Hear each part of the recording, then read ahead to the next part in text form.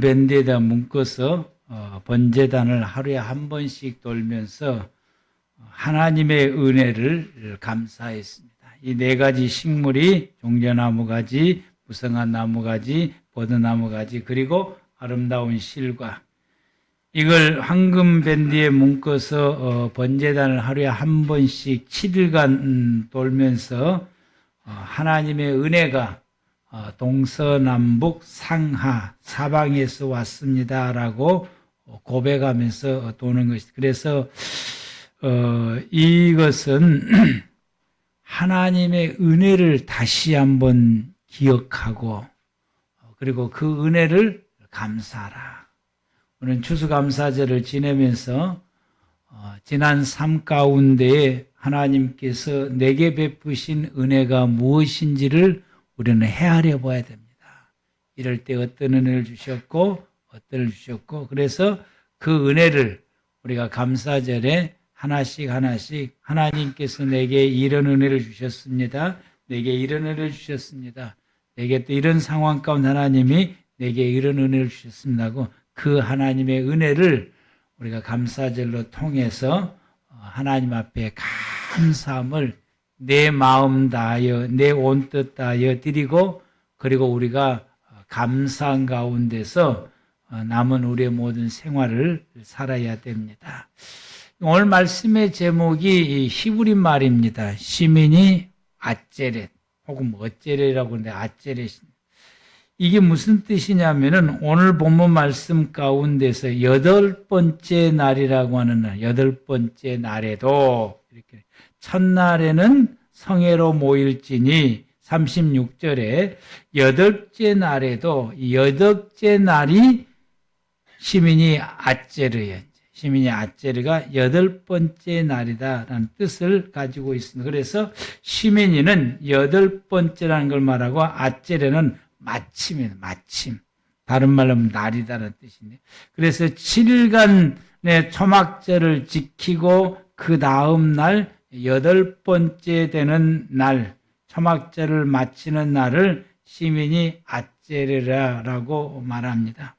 이 날을 안식일처럼 지내라. 이 시민이 아제르, 초막절을 마치는 날 안식일처럼 지내라. 이 날은 아무런 노동도 하지 말고 다른 사람에게도 노동을 시키지 말라라고 오늘 본문에서 분명하게 말씀하십니다. 첫째 날, 초막절 첫째 날에는 성회로 모일지니 너희는 아무 노동도 하지 말지며 이래 동안 초막절을 이래 동안 지키되 이래 동안에 너희는 여호와께 화제 제사를 드리라. 그래서 이 초막절 기간 중에 하나님 앞에 드리는 이 제사가 아주 많습니다. 그래서 매일 이 하나님 앞에 이 번제도 드리고 이런 제사들을 드리게 되고요.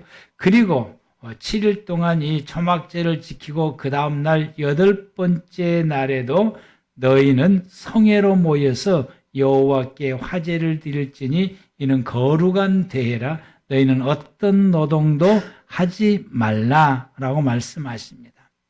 왜 8번째 날을 시민이 아제르하면서 그 의미를 강하게 주면서 안식일같이 이 날을 지키라라고 말씀하며 이 날도 노동하지 말고 하나님 앞에서 거룩하게 지키라 말씀하셨을까?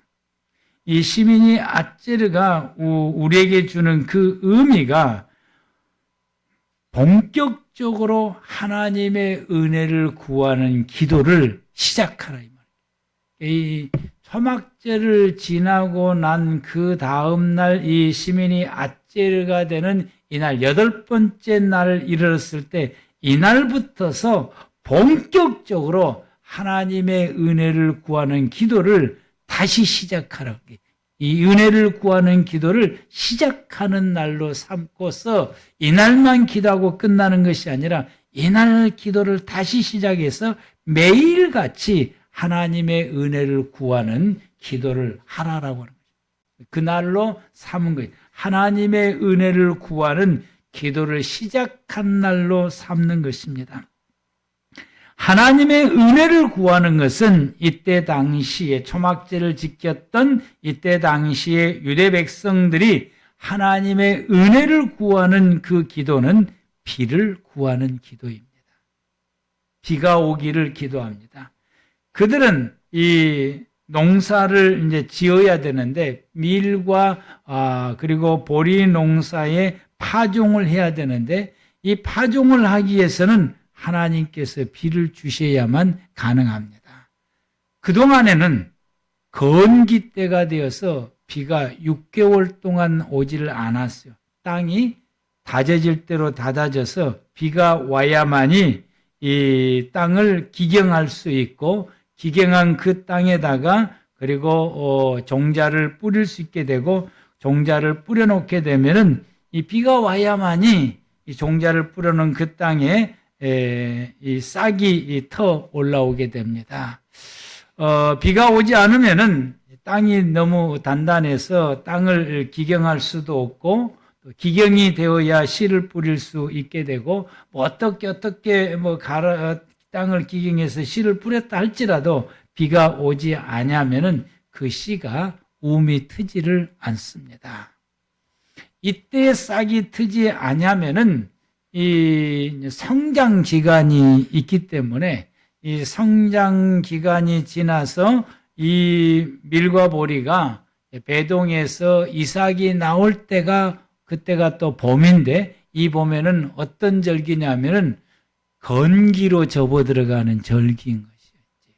그래서 이 배동하는 시기가 늦어지면은 건기가 많이 진행되어서 이게 제대로 올라오는 그런 과정 가운데 이게 올라오는 과정 가운데 여물이 들어야 되는데 여물이 들지 못하고 뜨거운 햇빛에 의해서 말라버리게 됩니다.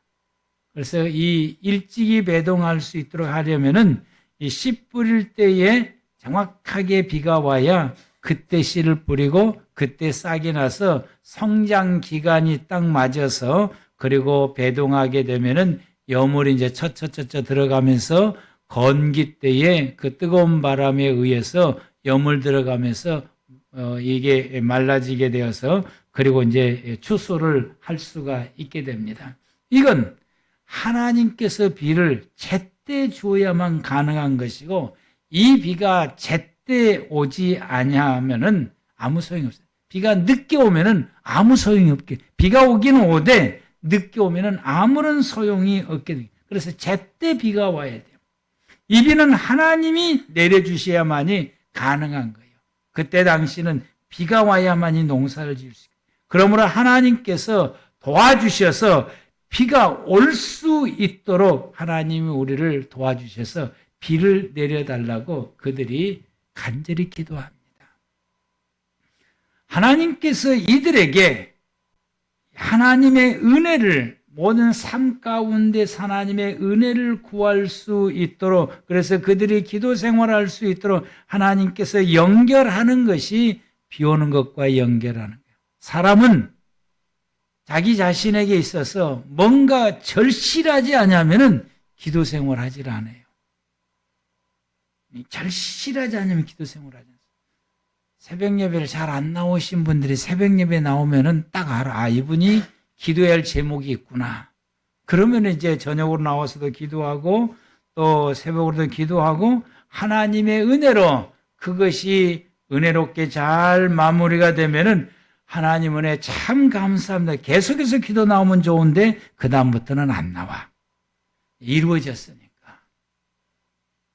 절실하면은 기도하는 거예요. 이분들이 이와 같이 절실히 하나님의 은혜를 구하는 것은 그들에게 있어서는 생존의 문제가 달려있는 것이 이때 비가 와야 되기 때문에 절실히 기도하게 되고 이걸 기점 삼아서 시민이 아제르날로 기점 삼아서 1년 동안 하나님의 은혜를 구하는 기도를 한다라고 하는 것입니다. 오늘날 우리 삶 가운데서도 많은 사람들은 하나님의 은혜 없이 살 수 있다라고 말하게 됩니다. 왜? 삶이 너무 풍성하고 이 세상이 너무 살기가 좋아. 그래서 하나님의 은혜 없이도 잘 살 수 있다라고 생각을 합니다. 믿음의 성도들도 그러하는 것 같아요. 그런데 여러분, 하나님의 은혜가 없으면은 믿음의 성도들은 절대로 살 수가 없습니다. 세상이 아무리 발전하고 세상이 아무리 풍성하고 세상이 아무리 살기가 좋아도 하나님의 은혜가 없으면은 이 좋은 세상에 누리며 살 수가 없는 것입니다. 풍성한 것을 내가 누릴 수 없고 좋은 것을 내가 맛볼 수 없고 이걸 누릴 수 없고 그래서 살기가 좋은 시대일수록 하나님의 은혜가 절대적으로 필요합니다. 하나님께서 건강을 주셔야 무엇이든 할 수 있는 것이고 하나님께서 내 삶의 환경을 돌봐주셔야 이 좋은 세상에 우리가 편안 가운데서 생활할 수가 있는 것입니다. 하나님이 도와주시는 은혜가 없으면은 세상은 살기가 좋지만은 나는 팍팍하다고 하는 사실, 나는 어렵다고 하는 사실. 세상에 이 풍성하고 살기운 이 세상 그 모든 것이 내 삶 가운데 풍성해지는 은혜를 우리가 누리고 생활하려면은 하나님이 도와주셔야만이 가능한 것입니다. 어쩌면 이 시대가 더 하나님의 은혜가 필요합니다. 그러므로는 오늘 저와 여러분들이 시면이 아째르 날이 되어서 하나님의 은혜를 구하는 기도가 매일매일 하는 그 기도가 오늘 시작하는 기도의 날이 되시길 바랍니다. 그래서 오늘부터 기점에서 하나님, 난 하나님의 은혜가 없으면 살 수 없습니다. 하나님이 날 도와주지 않으면 난 아무것도 못합니다. 사업도 못합니다. 직장생활도 못합니다. 내 자녀들도 돌보지를 못합니다. 난 아무런 생활을 할 수가 없습니다. 하나님이 내게 은혜를 주셔야 내가 무엇이든지 할 수가 있습니다. 그 은혜를 주셔야 내가 힘을 얻어서 할 수가 있습니다. 하나님이 내게 은혜를 주셔야 내가 새 힘을 얻어서 살 수 있습니다. 하나님의 은혜를 구하는 기도를 여러분 우리 쉬지 맙시다. 그래서 매일매일 기도함으로 매일매일 하나님이 도우시는 그 은혜로 여러분들이 살아가는 삶이 되기를 축복합니다. 내 삶 가운데 하나님의 은혜가 있어야 삽니다라고 하나님 앞에 고백하며 그 은혜를 구하는 성도가 하나님 앞에 겸손한 성도입니다. 여러분, 이 시민의 이째르는 유대 백성들이 이날부터서 또 시작하는 것이 있어요. 히브리 말로 심카토라라고 그럽니다. 이 말은 무슨 말이냐면은 토라를 다시 읽기 시작한 날이다 이 말인 거죠. 이날로부터서 토라를 다시 읽기, 율법서죠, 토라를. 구약 성경입니다. 유대 백성들은 1년 단위로 토라를 읽어요. 1년 단위로 토라를 읽는데 그 1년 단위로 토라를 읽는 시작점이 바로 시민이 아째르다. 아째르. 이 날이 바로 토라를. 그래서 나팔절 전후로 40일 동안 회개 기간을 두었어요. 사람에게 잘못한 것을 30일 동안 회개하고 하나님 앞에 잘못한 것을 나팔절을 지난 이후에 10일 동안 회개하고 대속죄일 날 하나님으로부터서 죄 사함을 받은 은혜를 입습니다. 그리고 초막절을 지켜요. 이 초막절을 지키는 기간 중에 7일 동안 이들이 초막절을 지키면서 여러 가지 행사를 합니다. 행사 한두 가지가 여러 가지 행사를 하는 거예요. 버드나무 세우는 것도 하게 되고 또 이게 4가지 식물을 황금밴드에 싸서 매일 번제단을 도는 것도 하게 되고요. 또 실로암의 물을 길러다가 번제단에 붓는 것도 하고 하여튼 여러 가지 행사를 합니다. 이 모든 행사를 통해서 하는 그들이 한 가지 목적을 바라보고 하는 그건 뭐냐? 하나님과 함께 살아갈 수 있는 삶을 회복하는 거예요. 7일 동안 이들이 이 초막제를 지키면서 뭘 추구를 하느냐? 하나님과 함께 살아갈 수 있는 삶을 회복하는 거예요. 이 삶을 회복하기 위해서 40일간 회개 기도하는 거예요. 이 삶을 회복하기 위해서 죄가 있으면 하나님과 함께 살아갈 수 없으니까 죄 용서함을 받아야 돼요. 그게 대속죄를 지키는 거예요. 대속죄를 통해서 죄 용서함을 받는 거예요. 초막절 7일 동안 여러 가지 많은 행사를 하면서 하나님과 관계를 좁혀가는 거예요. 그래서 하나님과 함께 살아가는 삶으로 회복하게 되고, 이 회복되어서 그들이 자기의 생활지로 돌아갈 때는 혼자 가는 것이 아니라 하나님과 함께 가는 것입니다. 그래서 자기 집에 들어가면은 그 집 안에 누가 계시느냐? 하나님이 계시는 거예요. 그때부터 자기 집은 집이 아니라 성소가 되는 거죠.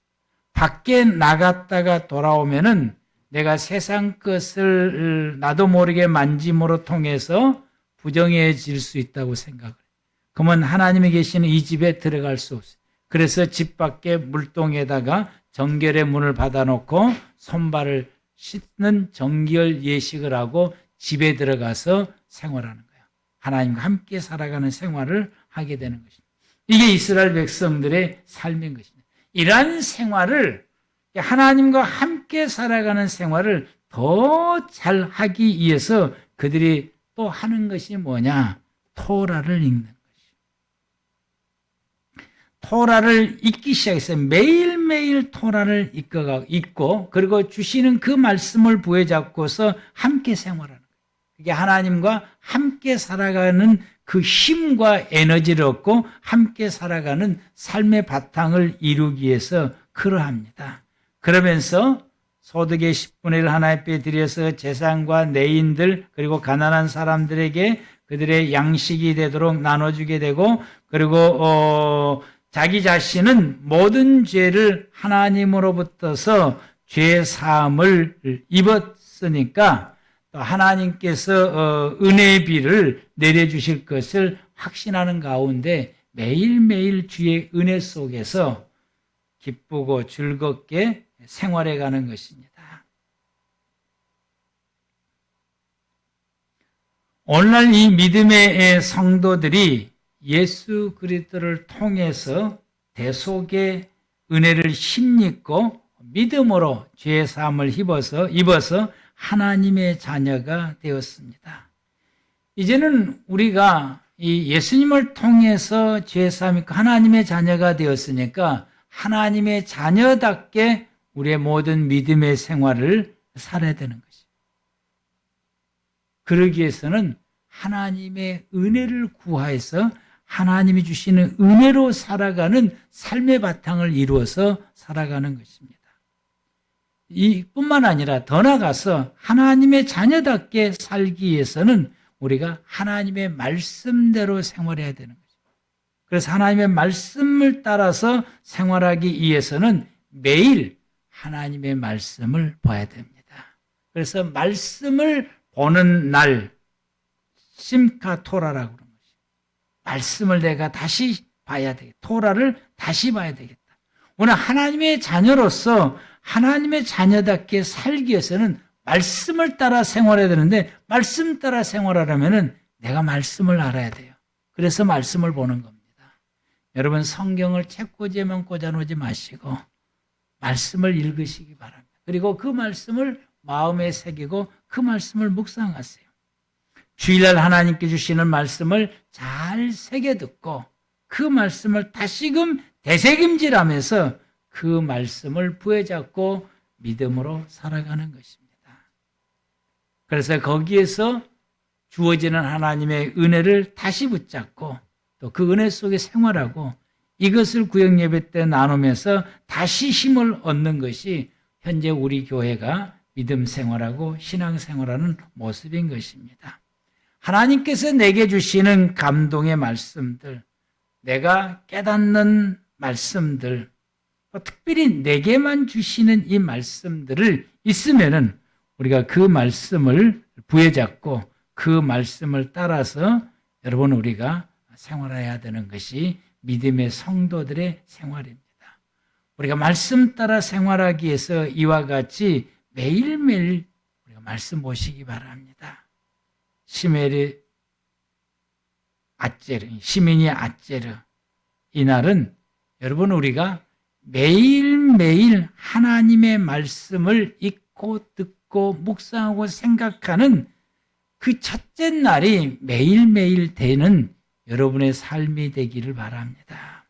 그래서 우리가 그 말씀을 따라 생활하기 위해서 도움이 필요한 사람은 내가 도와주고, 위로가 필요한 사람이 있으면은 위로해주고, 격려가 필요한 사람이 있으면 격려해주고, 예수님께로 인도해서 구원받을 수 있도록 사람들을 이끌어가면서 생활해가고, 내가 누구를 향해서 억압하거나 괴롭히지 아니하고, 또 내가 감정에 따라서 사람들을 대하지 아니하고 하나님의 마음으로, 하나님의 말씀으로 우리가 사람들을 대하며 모든 사람들이 함께 하나님과 더불어서 생활해 갈 수 있는 삶을 이루어야 됩니다.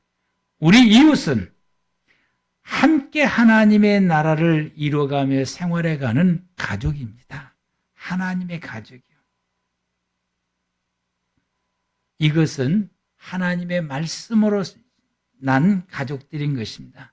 우리가 육정으로 난 가족이 아니라 하나님의 말씀으로 예수의 피로 난 하나님의 가족들입니다. 우리는 이것을 잊지 말아야 됩니다. 함께 천국의 삶을 누리며 함께 신앙생활해야 될 가족이라고 하는 사실이에요. 예수님의 시대 때에 이 시메리 이째르 날 이런 일이 있었어요. 요한복음 8장 8절에서 요한복음 8장 2절에서 11절 말씀 보면은 내가 이 성경을 준비를 못해서 여러분 참 찾아주시기 바랍니다. 요한복음 8장 2절에서 11절 말씀 보면 아침에 다시 예수님께서 성전으로 들어오시니까 예수님께서 그 백성들이 다시 자기에게 오는 그 백성들을 보고서 그들을 앉히고 그들에게 말씀을 가르치기 시작하게 됩니다. 그랬더니 서기관과 바리새인들이 음행 중에 잡힌 여자를 끌고 와서 가운데 세우고 예수님에게 이렇게 말합니다. 선생이여, 이 여자가 간음하다가 현장에서 잡혔나이다. 모세는 율법에 따라서 이러한 여자를 돌로 치라 명했습니다. 선생님은 어떻게 말하겠습니까? 그들이 이렇게 말하는 것은 예수님을 고소할 조건을 얻고자 예수님을 시험한 것이다 라고 했습니다. 그런데 예수님께서는 이들의 이 말을 듣고 몸을 굽혀서 손가락으로 땅에 글을 쓰시고는 그들이 계속해서 물으니까 예수님께서 일어나서 말씀하시기를 너희 중에 죄가 없는 자가 먼저 돌을 치라 이렇게 말씀을 해요. 그렇게 되자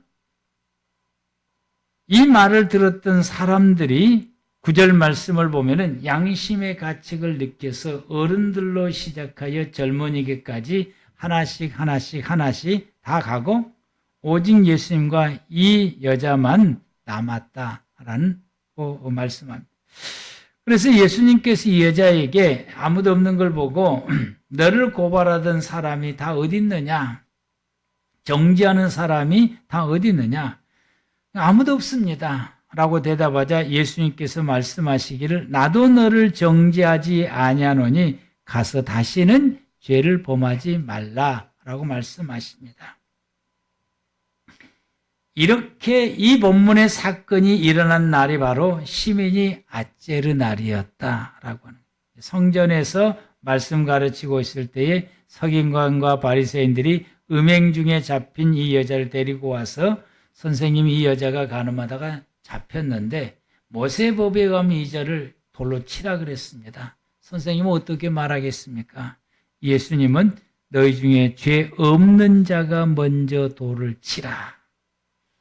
이 말씀하셨을 때에 양심의 가책을 느껴 어른부터 시작해서 젊은이까지 다 가고 예수님만 남았다라고 하는 이 말씀입니다. 너희 중에 죄 없는 자가 먼저 돌을 치라라고 하는 이 말씀이 그들에게 어떤 양심의 가책을 받게 했을까요? 이들은 어젯밤에 8일째 되니까 7일째 어젯밤에 여인의 뜰에서 밤새도록 쫌쫌해서 하나님 앞에 믿음을 고백했습니다.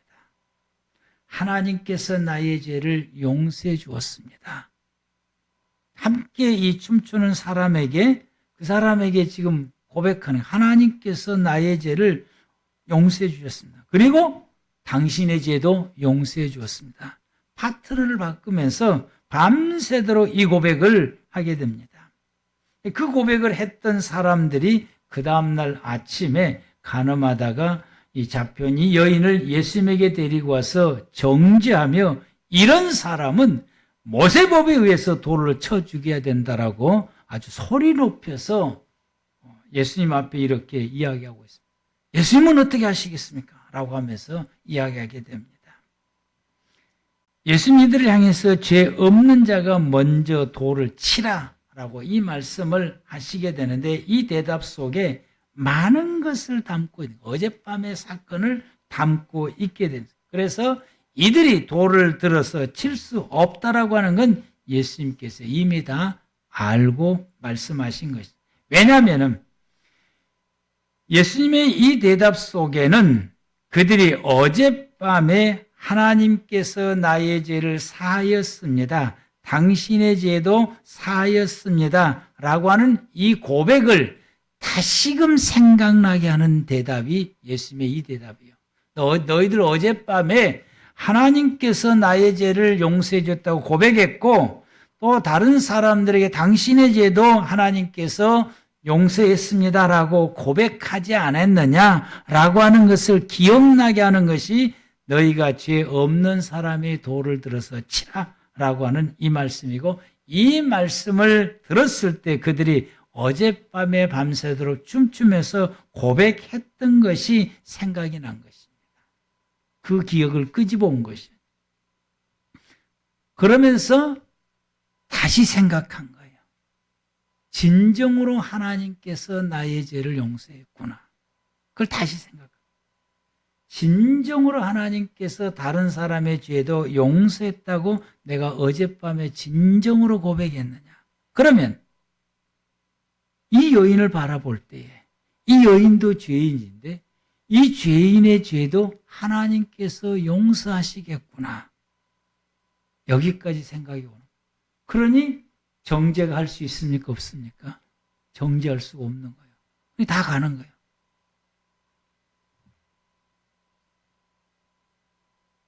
더 나아가서 너가 죄 사함을 입는 것이 네 공로냐? 하나님의 은혜냐? 네 공로라고 한다면 이 사람을 정죄할 수 있다. 그런데 하나님의 공로로 내가 죄 사함을 은혜를 입었다라고 한다면 너는 이 사람을 정죄할 수 없다라고 하는 것이 이 예수님의 대답 속에 담겨져 있는 것입니다. 그걸 생각하게 되니까 이 여인에게 내가 정죄할 수 있는 것이 아니야. 감히 내가 정죄할 수 있는 그런 자가 아니구나. 하나님께서 나를 용서하듯이 저 여인의 죄도 하나님께서 용서하시기 때문이다. 예수님께서 너희 중에 죄가 없는 사람이 돌을 치라라고 하는 이 말씀 속에서 그들의 진정으로 죄 사함 받았던 의미를 깨닫게 되고 하나님은 나의 죄를 용서하시 나의 모든 죄를 하나님께서 용서해 주심과 동시에 다른 사람들의 모든 죄도 용서하시는 분이라고 하는 걸 깨닫게 되고 그들이 다 돌아간 것입니다.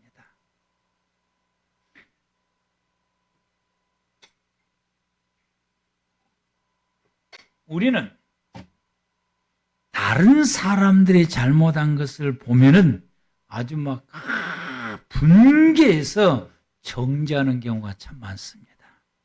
특히 믿음의 성도들이 더 그러는 경우가 참 많아요. 그런데 믿음을 가지는 성도들은 죄인들, 죄 지는 사람들을 바라볼 때에 정죄하는 생각이 아니라, 그걸 먼저 생각한 것이 아니라 하나님의 용서를 먼저 생각해야 돼요. 우리 생각이 틀린 것입니다. 예수님께서 내 모든 죄를 짊어지고 십자가에서 죽으신 것처럼 우리가 죄인들을 바라볼 때, 예수님께서 이 사람의 죄도 짊어지고 십자가에서 죽으셨다고 한 사실을 기억해야 되는 거예요. 우리는 그것을 기억을 해야 돼요. 내가 예수를 믿어서 죄 사함을 힘입고 하나님의 자녀가 되어서 구원받은 것처럼 우리는 죄인들을 바라볼 때 이 사람도 예수를 믿으면 이 사람도 죄를 용서받을 수 있다라고 생각해야 돼요. 그러니 그 사람을 어떻게 해야 됩니까? 이 사람의 죄도 예수님이 십자가에서 짊어지고 대속해서 죽었으니 이 사람도 예수를 믿으면 나처럼 죄 사함을 받고 하나님의 자녀가 되어서 천국에서 영생을 누릴 수 있게 된다라고 우리는 생각해야 됩니다. 그게 여러분 요한복음 사건이 예수님께서 죄 없는 사람이 돌로 치라고 하는 말씀이 바로 그 의미를 담고 있는 것입니다. 그래서 우리는 이 사람을 어떻게 해야 됩니까? 하나님으로부터서 죄 용서함을 받을 수 있도록 예수님께로 이끌어와서 예수를 믿게 하도록 그대에게 전도를 해야 되는 거예요. 복음을 전해야 돼요. 그들을 예수님 앞으로 이끌어야 되는 거예요. 죽음에 있는 사람들을 바라볼 때에 그들을 생명 되시는 예수님에게 이끌어와야 되는 것이죠. 죄를 지은 사람을 바라보면 죄 사함의 은혜를 입을 수 있도록 예수님 앞으로 이끌어와야 되는 것입니다. 이 사람이 이러다가 지옥 가겠구나라고 하는 사람을 보게 되면 천국으로 인도하시는 예수님이 계시기 때문에 예수님 앞으로 이끌어와야 되는 것입니다. 이것이 예수 믿는 사람들의 삶이요, 저와 여러분들이 살아갈 삶인 것입니다. 우리는 이를 위해서 매일매일 기도해야 됩니다. 매일매일 하나님의 은혜를 구하는 기도를, 내게도 하나님의 은혜가 필요함을 위해서 기도하고 내 주변의 사람들에게도 하나님의 은혜가 임하도록 우리가 매일매일 기도해야 됩니다. 그 하나님의 은혜를 구하는 기도를 저와 여러분들이 매일 해야 되고, 우리가 하나님의 말씀을 부여잡고 하나님의 사람답게 생활하기 위해서는 우리가 매일매일 말씀을 보고 말씀을 듣고 말씀을 묵상하고 말씀을 가슴에 새기고 그리고 그 말씀을 부여잡고 말씀대로 살아가는 삶을 우리가 매일 살아야 됩니다. 우리는 우리 주변에 죄인들을 바라볼 때에 그들을 정죄할 것이 아니라 정죄하기 전에 이들이 이에서 예수님께서 이 사람의 죄를 위해서 예수님이 십자가에서 죽으셨음을 우리는 기억을 하고, 그래, 이 사람 죄도 예수님이 십자가에서 죽으셨어. 그러므로 이 사람도 나처럼 예수 믿으면은 이 사람도 나처럼 죄 사함을 힘입어서 하나님의 자녀가 되어서 천국에서 영생을 누리며 살아갈 수 있다라고 우리가 판단을 하고 이 사람을 예수 앞으로 이끌어갈 수 있도록 우리가 그를 주님 앞으로 이끌어올 수 있도록 기도하고 예수님께 이끌어와야 되는 것입니다. 그래서 우리가 정죄가 아니라 죄 사함이 먼저입니다. 버려둠이 아니라 그를 예수님 앞으로 이끌어가는 것이 먼저인 것입니다. 함께 구원받으며 함께 천국에서 영생을 누릴 자라고 하는 것을 우리는 기억해야 됩니다. 우리가 이렇게 살아가는 삶을 시작하는 첫날이 시민이 아째르입니다. 여러분에게 시민이 아째르가 되는 날이 되기를 축복합니다. 기도하겠습니다.